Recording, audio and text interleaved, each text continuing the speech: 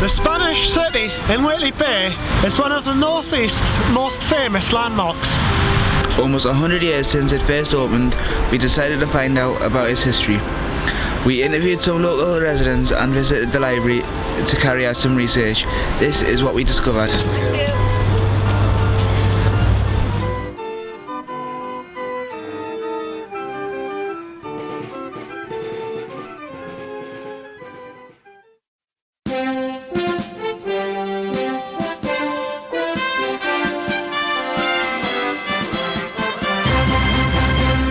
The Spanish City and Whitley Pleasure Gardens will be formally opened at 7:30 tonight by Robert Mason, the chairman of the council.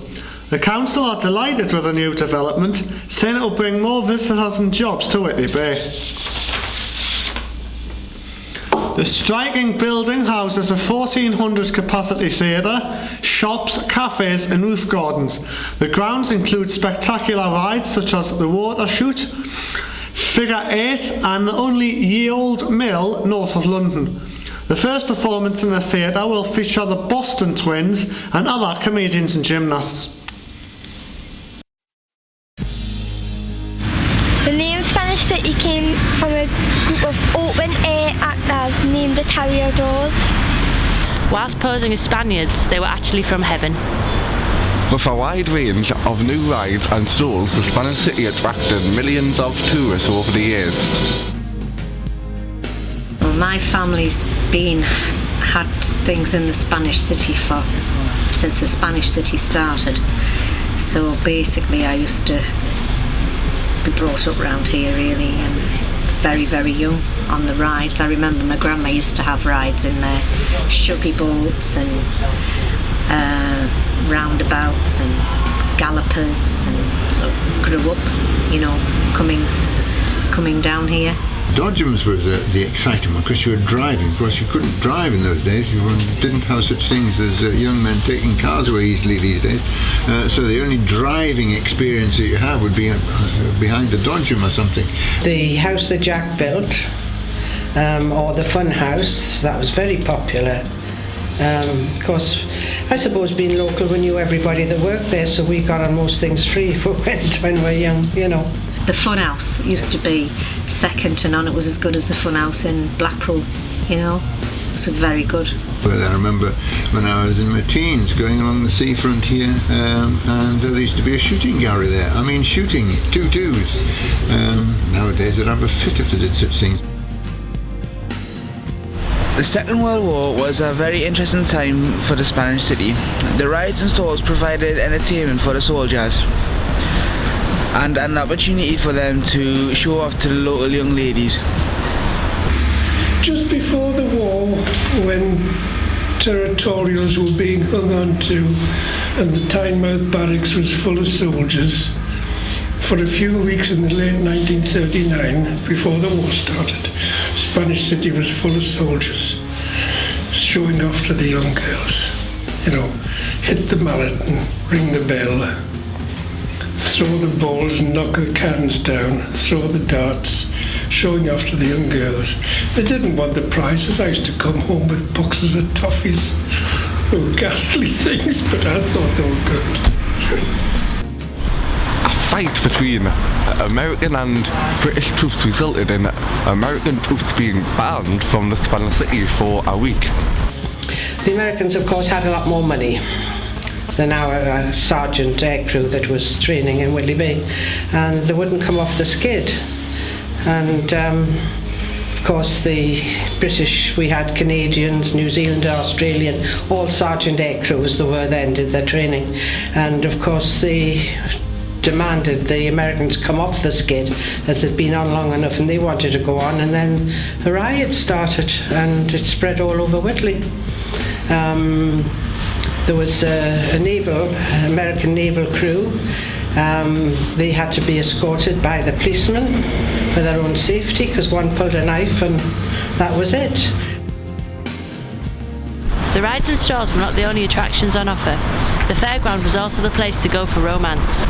Many people met their first girlfriends and boyfriends at the Spanish City. I remember I met up with my first boyfriend sometime around about 1963 in the Spanish City one Saturday night, because it was the place to go. We were virtually flirting with the opposite sex. I think a lot of the girls were quite fascinated by some of the young lads who worked at the Spanish City, because they were taking a bit of a walk on the wild side.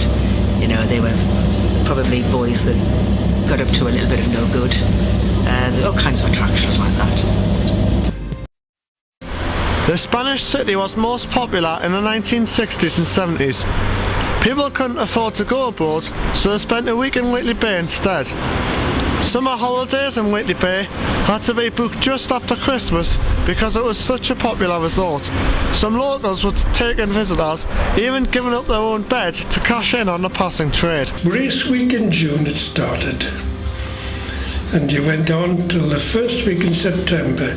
But after the first week of August, it was only the retired people that came here. It was only Hoyk, Galashiels, Selkirk. The mill girls used to come down. Then it was the Glasgow week, and then it was the mill towns, Bradford, Wakefield, and they used to come up. But for 6 weeks it was busy. There was one weekend, it must have been the August bank holiday, I slept in the shed in the back garden because somebody was sleeping in my bed because the place was packed. The closure of the Spanish City symbolises the sad demise of the English holiday resort. With promise of better weather abroad and the advent of computer games, the fun fair was unable to attract the millions of visitors it once enjoyed during its heyday.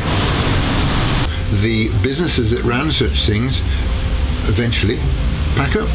There's just nothing for them to, they can't make an attraction of it unless they expand to a great extent and a great deal of investment. Investment's got to be paid for at the end of the day. You've got to have throughput for it. Money became more available to what it did in my days, and wages went up and people had more spending power. No one had to go abroad. First of all, it started with maybe going down to Cornwall or Scotland, other places. And then it started Spain and France. Till now, just Whitley Bay sort of dwindled into a little township.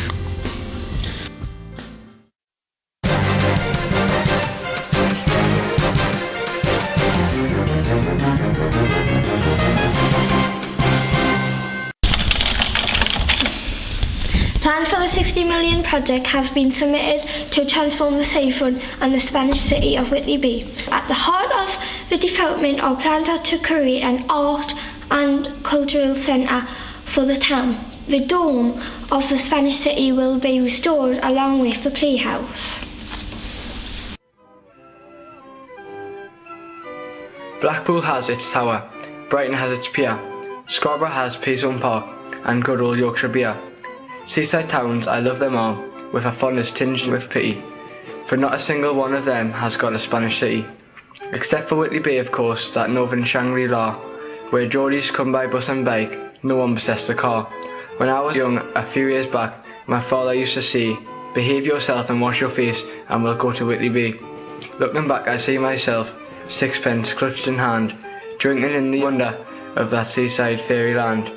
With multicoloured deck chairs, donkeys on the sand, music from the carousels and the local colliery band. Candy floss and shruggy boats and plodging in the sea. Yes, Whitley Bay was a magic place for little lads like me. All of this was many years ago, and things have changed since then. The Whitley Bay I used to know will never come again. The Spanish city still survives as ages as it sinks, and the early morning Geordie still strolls along the links. It may be I am getting old and things are different now, but the magic that was Whitley Bay has disappeared somehow. I know it's wrong for folk like me to compare now with then, but Whitley Bay was a better place when I was only 10.